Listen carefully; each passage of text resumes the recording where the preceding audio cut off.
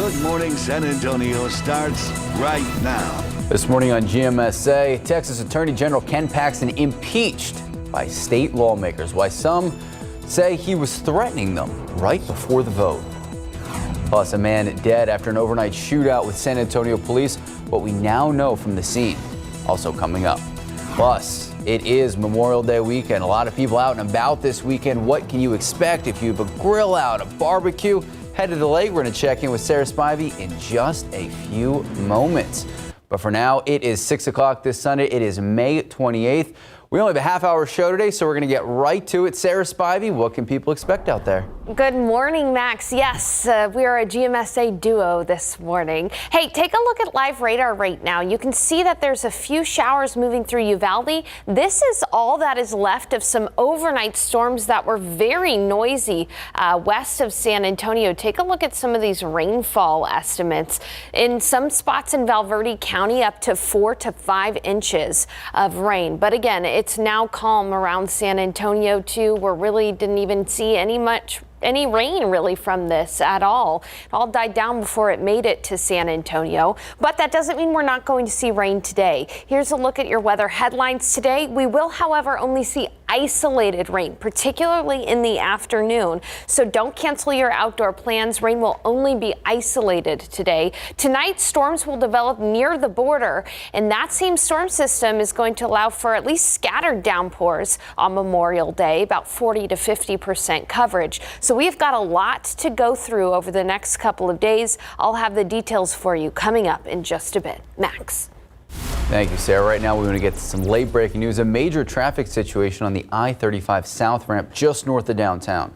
Alyssa Cole staying on top of the story, joining us live now. Alyssa, we know it has been a mess out there. What can you tell us?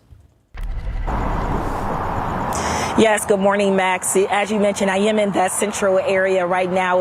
The ramp has been blocked off for about an hour or so, but we do have a little bit of an update. First, let me tell you where I am. I'm in the Pearl right now, but take a look. You can see this ramp just above the Pearl area. This is the exit ramp from 281 that connects to I35. A lot of you are familiar with it. If you're traveling south on Highway 281, at that point, you wouldn't have access to that ramp. But from what we've seen just before the show started, the ramp has opened back to open. We have heard a couple of cars drive past and exit here on the ramp, and also on the other side of the ramp here that connects to I-35 as well. But while we were here, take a look at the video. I did have a closer look because I actually was in that area. So take a look at your screen. We did see San Antonio police officers. We saw San Antonio Fire Department. There was several fire trucks out there. They were moving very quickly.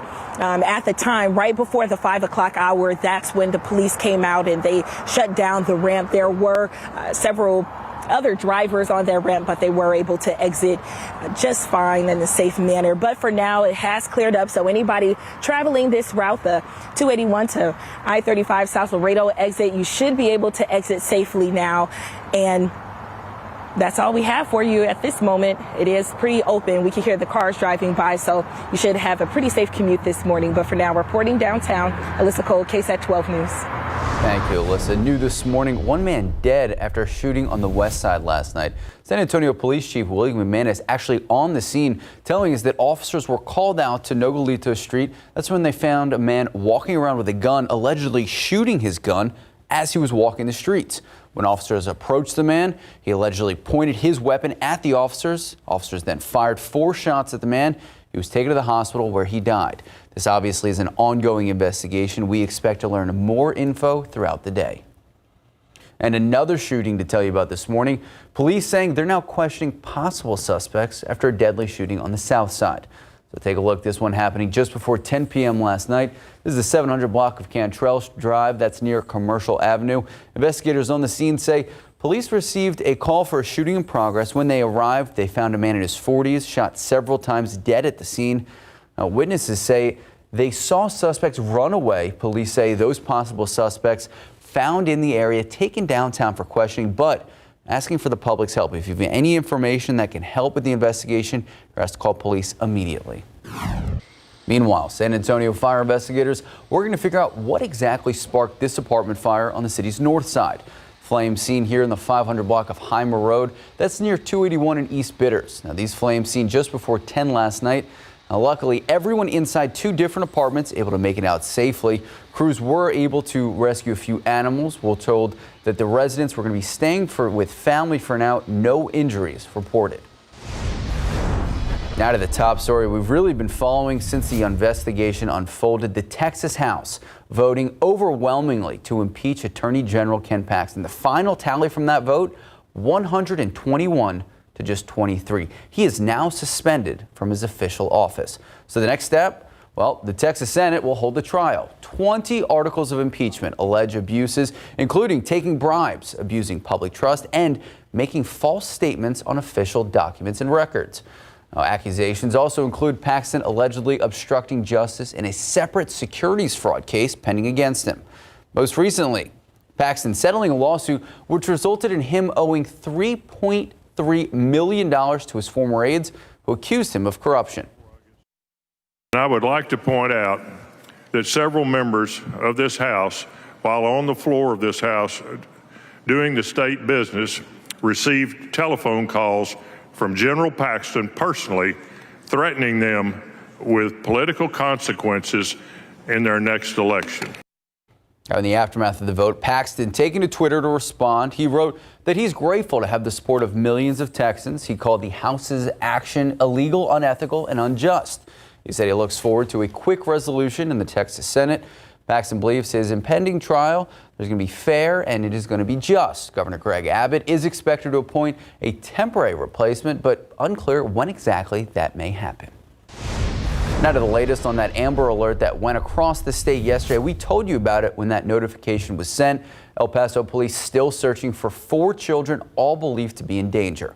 They're asking for your help, the public's help, to keep an eye out for 42-year-old Jennifer Carmoni, seen on the top left of your screen. It is believed she abducted Michael Carmoni, Audrey Williams, Isabella Williams, and Aiden Williams.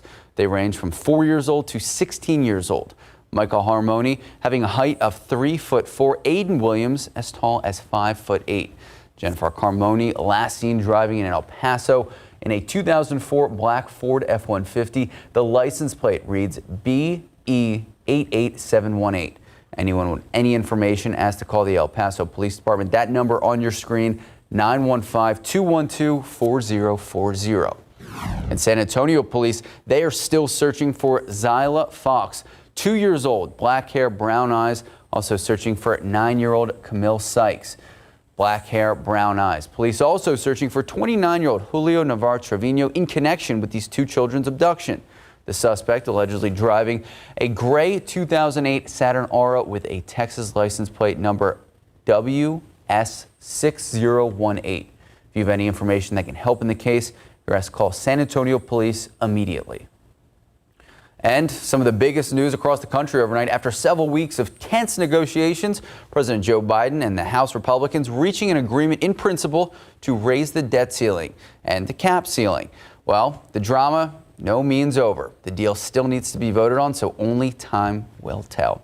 Speaking of time, it is 6:08, 72 degrees, still ahead. A refugee opening San Antonio's first Ukrainian school, how she's planning to keep her culture alive in her new home. Plus, Memorial Day weekend. It can be one of the hardest times of the year for veterans and families who have lost a loved ones. Now, what veterans at VFW Post 76 doing to honor our fallen heroes? Speaking of Memorial Day weekend, a lot going on in and around the Alamo City. Will the weather hold up? We're going to check in with Sarah Spivey in just a few moments.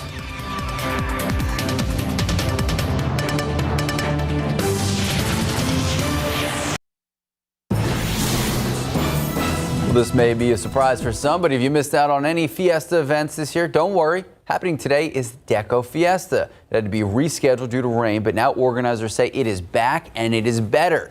It's in the Deco district of San Antonio, the back of the Deco building on 211 Beale Street. Starts at 10 a.m., goes to 8 tonight. You can have live music, art, dance, so much more. All the music will be performed by Selena-inspired bands. There's also going to be a special music performance by Chris Pettis. So The first iteration canceled because of weather. Is it going to be okay today? It is going to be okay today. There's going to be some isolated rain out there, Max, but honestly, don't cancel your plans. And really, the better chance for that is in the afternoon. Let's go ahead and take a look at the radar, though, because overnight there were quite a few storms that moved through areas west of San Antonio as expected, and they weakened quite a bit before they even made it to San Antonio.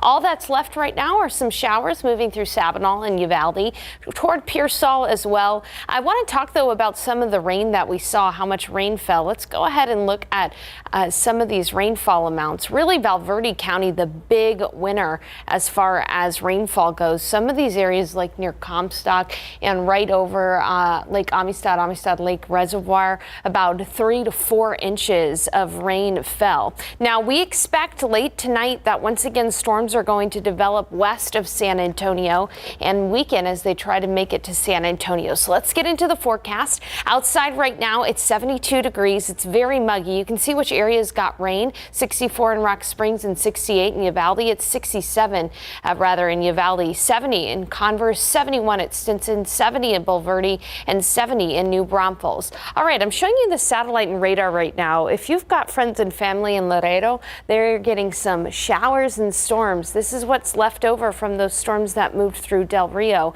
And as I show you the upper level winds here, you can notice that there's a bit of a wiggle in the upper level wind pattern. That's what we call a short wave in meteorology, and it can spark off showers and storms. Well, we've got another one of those short waves over Baja California right now. This is going to be moving east and spark off storms along the border, and then even give us a chance for some rain tomorrow. But first, let's get through the day today. Here's a look at the futurecast for today. In the afternoon, I do think there will be 1 or 2 showers or storms peppering the radar around south central Texas. As far as chances go, about 30%. So today, for your outdoor plans, especially in the afternoon, just keep the KSAT Weather Authority app handy. If you happen upon a thunder shower, duck inside. It should pass, and you should be able to enjoy the rest of your day outdoors. Otherwise, it's going to be a warm one today. Here's a look at your KSAT 12-hour forecast. 73 at 9. It'll be 79 at noon. And then in the afternoon, there's that 30% chance for an isolated thunder shower. 85 degrees for the high temperature. Southeast winds today at 5 to 15 miles per hour. Then late tonight, as I mentioned, that short wave will bring some storms near Del Rio. Now, when these storms form later tonight after about dinner time, they could be strong or severe with gusty winds and heavy rain falling on ground that's already saturated. But watch as we go through the evening. These storms are likely going to weaken as they approach San Antonio. This is close to midnight from Rock Springs to Lakey to Uvalde and Eagle Pass. And then in the overnight hours, they may fall apart completely before reaching San Antonio. But the energy left over from that storm system is going to be around for Memorial Day itself. This is a look at tomorrow morning at 8 a.m. There's going to be about 40 to 50% coverage of scattered showers and storms. It is important to note it will not rain everywhere, and some will miss out on the rain completely. But if you do get a shower or storm, we're not concerned about hail. What we would be concerned about is localized flooding issues tomorrow. So just to summarize everything I said, the rest of Memorial Day weekend, only a few storms possible today, 30%, 50% tomorrow with a high near 80. And then looking ahead to the week, it should be fairly quiet and warm, highs near 90 degrees. I am going to be keeping track of things for you throughout the remainder of Memorial Day weekend. So will meteorologist Mia Montgomery. Make sure to check in with her tonight for an updated look at the forecast for tomorrow. And then finally, meteorologist Mike Osterhage will be in tomorrow morning updating everybody. Fantastic. Yeah. Tess Bobby, thanks so much. Of course. Time now 6:16, 71 degrees. All right, it is Memorial Day weekend, so just ahead, veterans at VFW Post 76 honoring our nation's heroes this Memorial Day weekend. We're going to hear from them in just a few moments. Memorial Day weekend can be one of the hardest times of the year for veterans and families who have lost a loved one serving our country. Veterans of VFW Post 76 downtown, they gathered to honor our fallen heroes. Obviously, San Antonio, Military City, USA. It is a special significance here in the Alamo City. So one veteran we spoke to, veteran Steve Trevino, telling us people should really take the time this weekend specifically to honor our fallen heroes. have one sacred obligation, and that is to honor those who have fallen and to care for the families when they don't return home. Take your family on a drive to Fort Sam National Cemetery, observe, be quiet, and have your children see what it means to understand what the sacrifices that people have made for this country. All right, so moving overseas as the war in Ukraine continues, well, locals are taking action. A Ukrainian school just opening here in San Antonio. The classes will be held at Our Lady of the Lake University inside 2 adjacent classrooms inside Metz Hall. Right now, already 20 students enrolled. The year-long classes meet twice a month, every other Saturday. They focus on language and culture, while the Ukrainian school is starting with the Ukrainian American student body. The university president hopes to grow and expand to other students as well. Go beyond arts and culture. Perhaps it's multidisciplinary, interdisciplinary, so much the way that we are approaching higher education here on our campus. And the opening of this school comes as Ukraine's commander-in-chief releases a new video foreshadowing a counteroffensive could be coming soon. Time now, just about 6:22, 71 degrees. A lot more to come here on GMSA, well, in the 9 minutes we have. After the break, the San Antonio Zoo partnering with Guinness World Records, making history. How and why bats, yes, the animal bats, are involved. That's next. Welcome back. The San Antonio Zoo partnering with Guinness World Records, recognizing Bracken Cave as the largest bat colony in the world. So they presented the certificate to Bat Conservation International during the zoo's Wild World Records event. Bracken Cave, located in Garden Ridge near Natural Bridge Caverns. According to the conservation group, the colony has, get this, also don't listen if you don't like bats, they have almost 20 million Mexican free-tailed bats. Now, serving as a maternity roost, the bats will eat almost 150 tons of insects. It actually helps our local farmers. Another fun fact for you, the bats also serve as pollinators for agave, which is used to make one of my favorite drinks, tequila. And you can usually see the bats on the radar when they're coming back. No now, kidding. this morning, whatever time it is, you can't really see it, but take a look outside right now, and it's a beautiful, beautiful sunrise. A little bit of color there to start your day. Absolutely gorgeous. 72 degrees right now. And looking at the radar, there is some leftover shower activity in Uvalde, but it's dying down. Later on today, there's a 30% chance for some afternoon downpours, only 30% coverage. So enjoy your Sunday. Tomorrow, however, there is a better chance for rain on Memorial Day itself. 50% chance for scattered downpours. We are not necessarily concerned about severe weather in a big way around San Antonio. The biggest thing to watch out for on Monday, tomorrow, is localized flooding issues. So if you get one of those storms over you, it will produce some heavy rain.